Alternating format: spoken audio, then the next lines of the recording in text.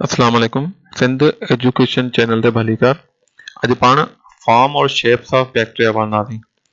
यानी बैक्टीरिया जेके आहिनि उहे कहिड़ियुनि शिकिलुनि में मौजूदु हूंदा आहिनि। बैक्टीरिया जा बुनियादी तौर ते चार शेप हूंदा आहिनि। हिकिड़ा कोकस या राउंड शेप यानी गोल शिकिल जा, बेसिलस और रॉड शेप। बेसिलस जेके आहिनि जेके रॉड शेप या जीअं पाण सिगरेट शेप चऊं अहिड़े क़िस्म जो शेप हूंदो आहे हिन जो। विब्रियो और कॉमा शेप। टियों जेको आहे उहो विब्रियो या कॉमा आहे। कॉमा कहिड़ी जेका पाण लिखण दौरान जेको कॉमा ॾिनी वेंदी आहे और कॉमा टाइप। चौथों जेको स्पाइरुला या क्वाइल शेप। त ही चार शेप आहिनि। उन खां पोइ जेके ही कोकस ऐं बेसिलस ॿ पहिरियां शेप आहिनि। इन्हनि जी हिकिड़ी अरेंजमेंट हूंदी आहे। अरेंजमेंट कीअं हूंदी आहे? ही सेल डिवीजन कंदा आहिनि। सेल डिवीजन जे दौरान हिकिड़े मंझां ही ॿ, ॿिनि मंझां चार थींदा आहिनि, चइनि मंझां अठ। उन महिल ही हिक ॿिए सां जेको आहे न सेल डिवीजन खां पोइ हिक ॿिए में गॾिया पिया हूंदा आहिनि, टुटंदा कोन्हे। त हिकिड़ी हिननि जी अरेंजमेंट ठही वेंदी आहे, ॿ या चार या छह या अठ या जेको आहे न ही चेन ठही वेंदी आहे, क्लस्टर ठही वेंदो आहे। त हिननि जूं मुख़्तलिफ़ हिकिड़ियूं अरेंजमेंट ठही वेंदियूं आहिनि। त उहो ॾिसूं था पाण कहिड़ियूं कहिड़ियूं हिननि जूं अरेंजमेंट आहिनि। हाणे पहिरीं शेप पहिरीं जेको आहे कोकस यानी राउंड शेप। ऐं राउंड शेप इन में जेको आहे थो कहिड़ियूं कहिड़ियूं अरेंजमेंट थी सघंदियूं। हाणे हिकिड़ो ही सिंगल ई बि एग्ज़िस्ट करे सघे थो। सिंगल ई हूंदो, सिंगल मौजूदु हूंदो त मोनोकोकस।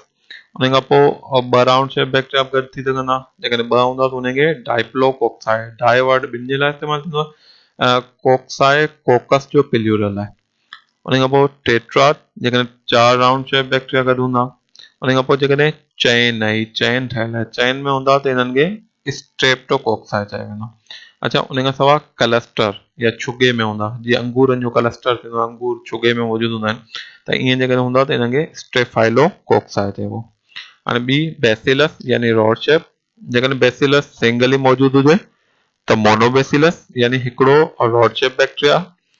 जेकॾहिं ॿ बैक्टीरिया पाण में गॾु हुजनि त डाइप्लोबेसिलाई यानी ॿ रॉड शेप बैक्टीरिया पाण में गॾियल।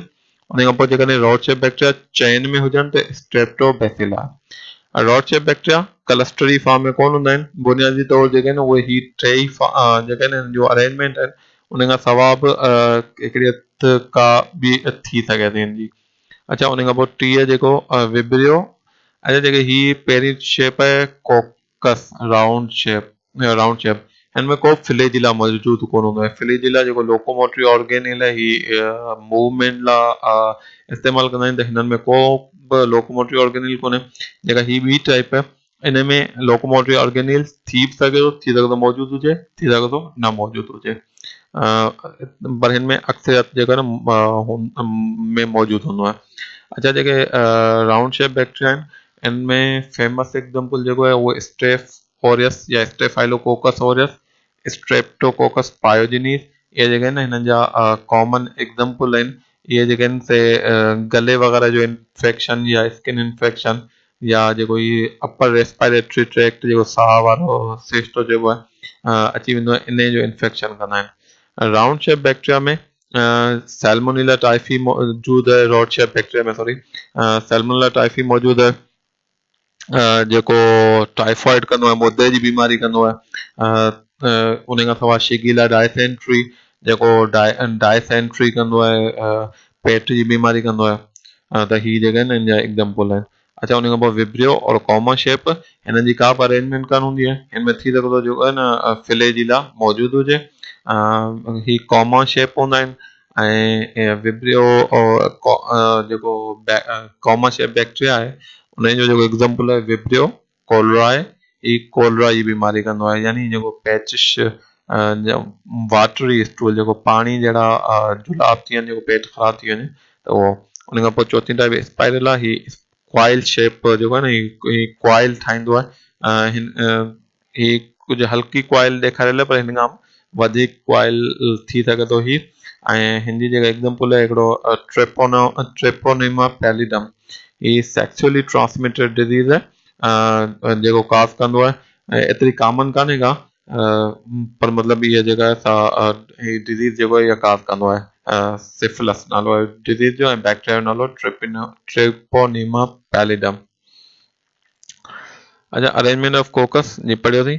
Monococcus means single round bacteria. Diplococci means 2 round shape bacteria. Diplococcus यानी ब round shape bacteria, monococcus single round shape bacteria. Tetrad means 4 round shape bacteria. Tetrad जो मतलब है 4 राउंड शेप बैक्टीरिया पाण में गदेलो जन। सार्सिनाई मीन्स 8 राउंड शेप बैक्टीरिया। सार्सिनाई मतलब है 8 गोल जेके बैक्टीरिया आहिनि उहे पाण में गॾु हुजनि। Streptococcus means round shape bacteria in chain. Streptococcus जो मतलब छा आहे? राउंड शेप बैक्टीरिया जेके चैन में हुजनि। स्टेफाइलोकोकस मीन्स इन क्लस्टर और बंच। स्टेफाइलोकोकस जो मतलब है त राउंड शेप बैक्टीरिया जेके आहिनि उहे क्लस्टर में या बंच में यानी छुगे में मौजूद हुजनि। अरेंजमेंट ऑफ बेसिलस, जेको बेसिलस है वो monobacillus means single rod shape bacteria. Monobacillus जो मतलब है रॉड शेप बैक्टीरिया सिंगल ही अकेलो मौजूद है। Diplobacilli means 2 combined rod shape bacteria. Diplobacilli मतलब छा है त 2 रॉड शेप बैक्टीरिया एक ॿिए सां कनेक्टेड हुजनि। Streptobacilli means rod shape bacteria in chain. स्ट्रेप्टोबेसिलाई जो छा आहे मतलब त जेके रॉड शेप बैक्टीरिया आहिनि उहे चैन में हुजनि। उन खां ॿियूं ॿ टाइप हिननि जी अरेंजमेंट का बि कान हूंदी आहे। Vibrio and spirilla. Vibrio they are slightly curved in shape like a comma. Flagella में बी प्रेजेंट। जेके वेब्रियो आहिनि उहे स्लाइटली कर्व मतलब हल्की जेका आहे न हिकिड़ी साइड कर्व हूंदी आहे जी कॉमा ॾिबी लिखण दौरान ओड़े क़िस्म जो हुनजो शेप हूंदो आहे। उन खां पोइ स्पाइरेला, स्पाइरल और क्वाइल शेप बैक्टीरिया। ये जेको आहे सो स्पाइरल शेप या क्वाइल हिकिड़ी जीअं वरियल वकड़ियल हुजे जीअं स्प्रिंग थिए थो अहिड़े क़िस्म जो हिनजो जेको आहे उहो शेप हूंदो आहे। अल्लाह हाफ़िज़। वधीक वीडियो ॾिसण जे लाइ सिंध एजुकेशन चैनल ज़रूरु सब्सक्राइब करना।